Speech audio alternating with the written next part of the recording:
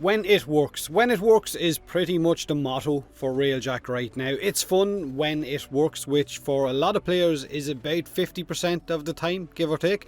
I enjoy it, but damn is it frustrating right now. Welcome on in, you beautiful feckers. How you all doing? So, I don't criticise Digital Extremes as much as I used to. That's something that I hear a lot lately, especially with the Empyrean update, which I accept. Honestly, there are enough content creators out there doing that I thought I didn't really need to, but I guess I was wrong, so here you go. And having heart surgery and health complications over the last year have a habit of changing your outlook in life.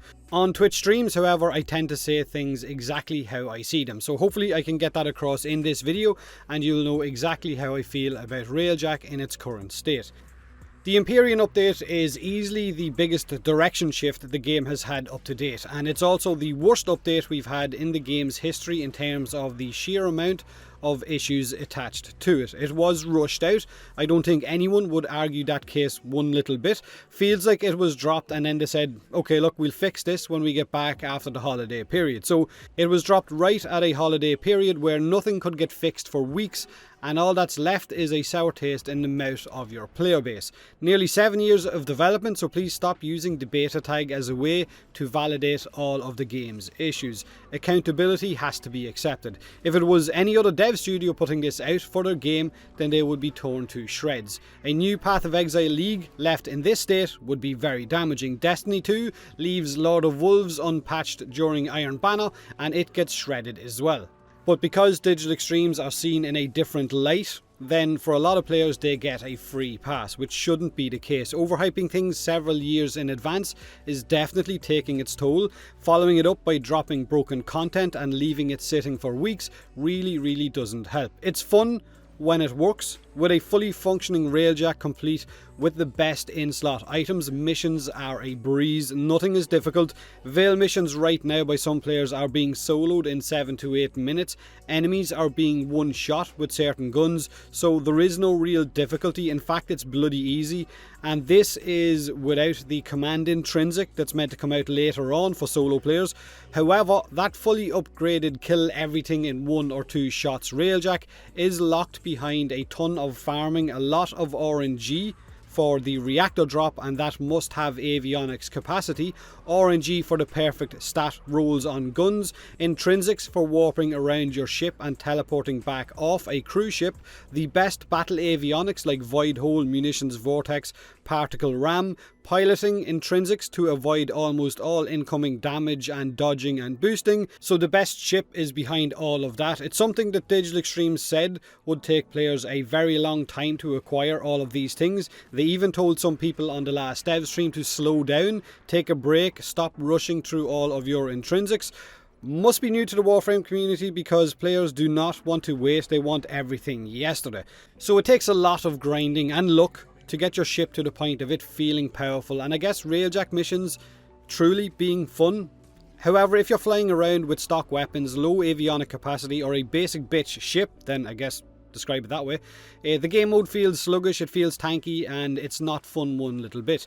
Empyrean is also littered with game-breaking bugs, crashes, RNG on top of RNG for ship parts, resource grind issues, repair cost issues, and it heavily, in my opinion, nudges players towards spending platinum in order to get certain must-have items or to rush repairs because it's easier than having to farm a ton of resources for that weapon or for that component repair. The way the mindset is in the Warframe community, a lot of them would be looking at, why should I spend hours and hours farming resources that are scattered throughout an asteroid field that takes 20 minutes to navigate at the end of the mission and gather them all, when I could just farm some prime parts, earn or go and buy platinum, and then just buy a repair drone. Or if you're farming munitions vortex or void hole, which I think have a 1% drop chance or maybe lower, why go through the pain of countless missions hoping they drop when they don't, when again you could just buy them. The low drop chances are there for a reason, at least I feel that's the way, to kind of nudge players in that direction, but maybe I'm wrong,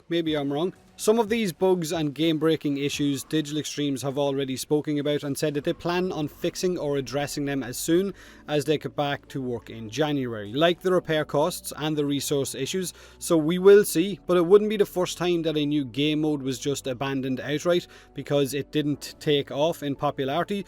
I mean, Lenara was amazing. So there is a lot of hoops to jump through before Railjack will feel truly enjoyable.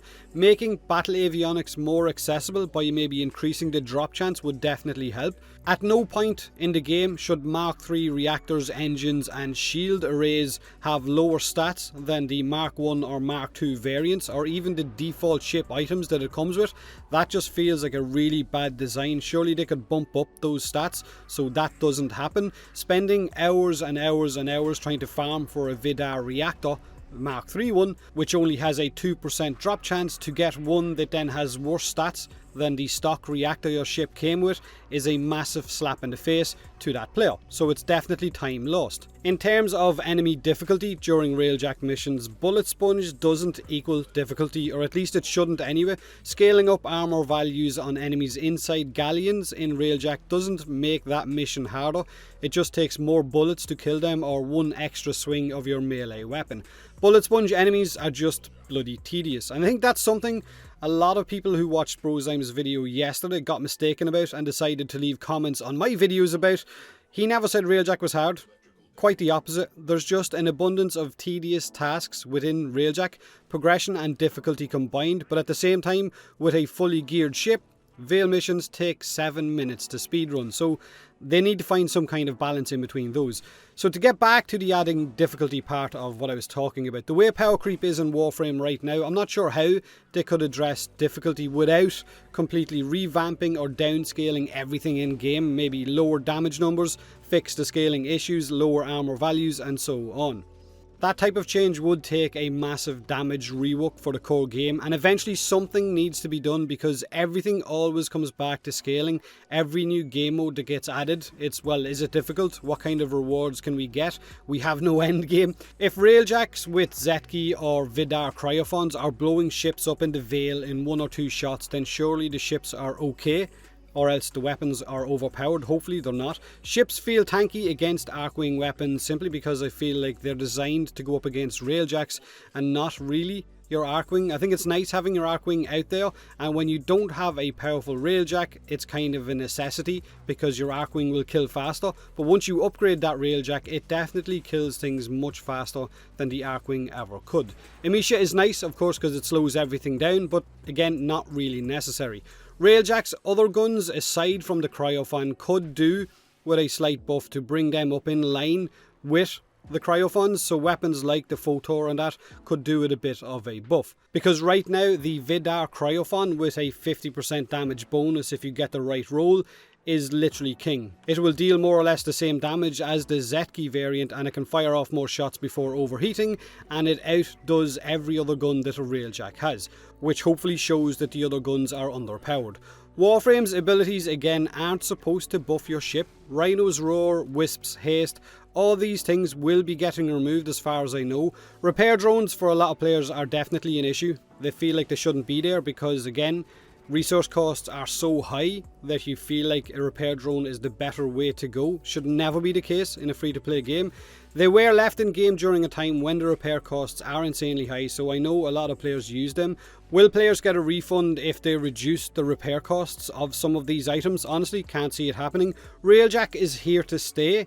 This, I believe, is what Steve's original direction for Warframe was all of those years ago. Space combat, boarding ships, storyline attached to it, and with the new war going to evolve from this, and more points of interest like the sentient ship bound to appear over time, and more story being attached to it, and possibly more weapons and that as well, and eventually maybe corpus ships, infested ships being added. We could see the normal star chart phased out, possibly. Railjack could be used to fly in between areas, in between each mission, where you get into combat and then you board a ship which will have an exact version of the current normal mission tilesets, corpus ships and so on. But that's just what I can imagine would eventually happen if this takes off, if they can get it right. I guess we'll see in a few weeks what changes Railjack will receive. Hopefully a lot, because it definitely needs it. Again, just to hammer home the point at the start of the video, when it works, it is enjoyable, and when you have an upgraded ship, it also adds to that enjoyment. So maybe, like I said, allowing players to get those parts a little bit easier so that they can enjoy Empyrean for what it is once it's bug free might be a good idea. Share your thoughts on Railjack in the comment section below. Do me a huge favour and hit that like button if you enjoyed the video, or don't if you didn't. Subscribe for more Warframe, and as always, thanks very much for watching.